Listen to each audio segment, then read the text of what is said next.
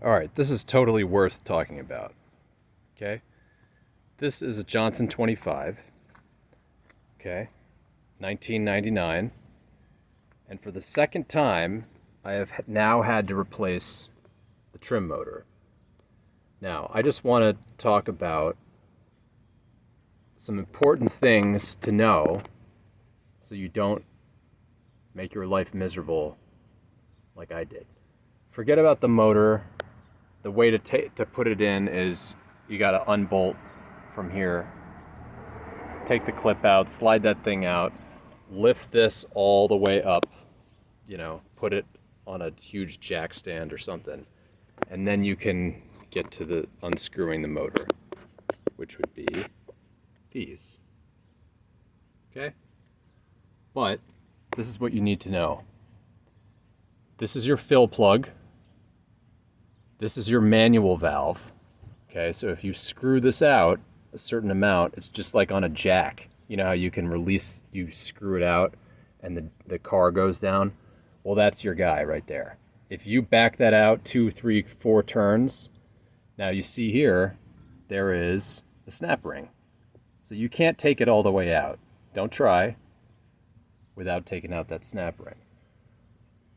But that valve not only is needed to move the motor up and down, like say what happened to me, my motor went dead sitting in the driveway from the salt water, which is fine, but how do you access the motor when you can't lift the motor up?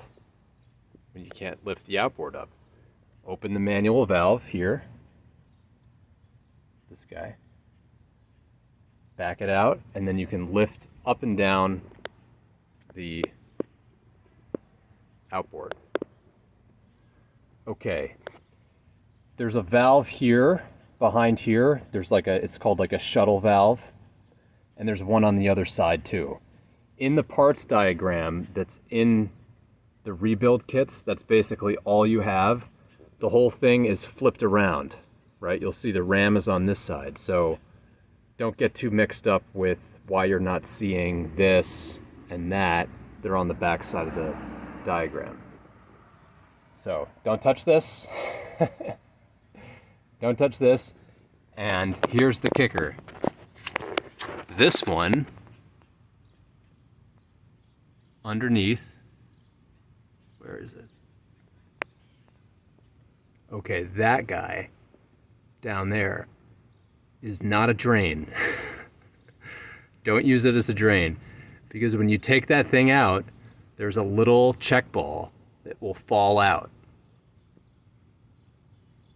And you know where mine went? It went inside my oil drain, thank God. But I'm looking around in there and I'm like, what the hell is that thing? There it is. Grab my magnet.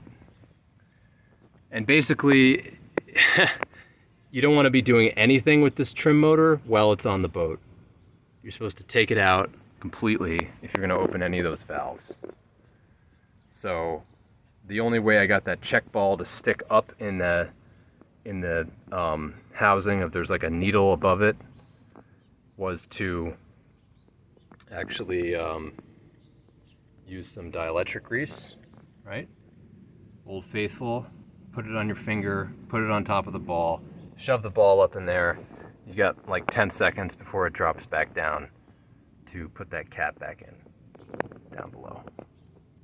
Okay, now, I did that and I was still having a problem. Okay, now my problem was that I had power going up,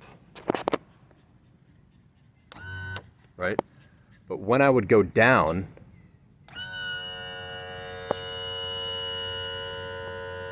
it was just dropping under the weight of the motor. Okay?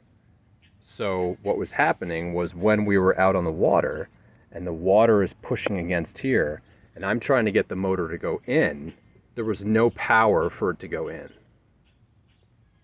Okay? So I could go up fine, but it wasn't going down. Okay? So I'm not sure if it was the check ball on the bottom or it was because I opened this, but good news is I found the check ball. Found the check ball. Found the check ball that was up in there. And I put it back, dielectric grease. Now here's the important part. That manual valve that we talked about. How do you bleed the system? Okay?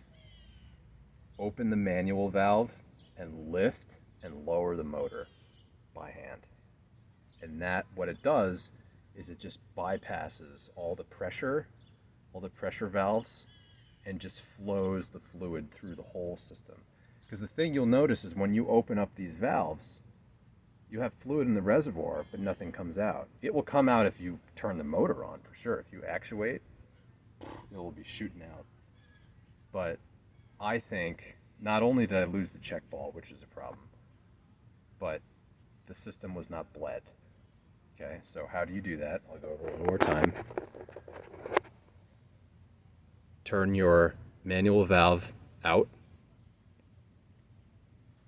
and then this thing will sink down, and then you can lift it up.